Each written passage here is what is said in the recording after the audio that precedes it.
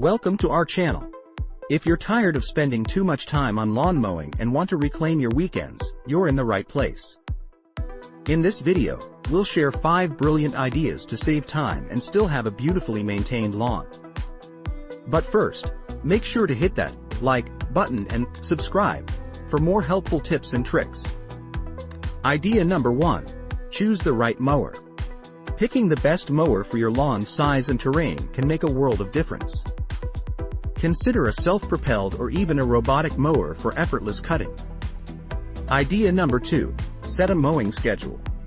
Regular, consistent mowing reduces the workload.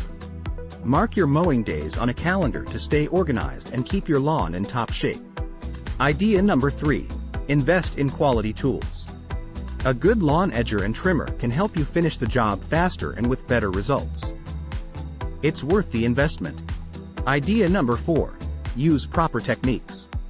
Adjust your mower height, overlap your mowing passes, and follow the 1/3 rule.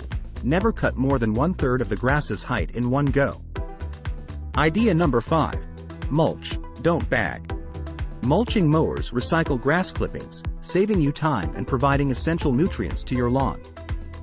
Plus, no more bagging and disposal.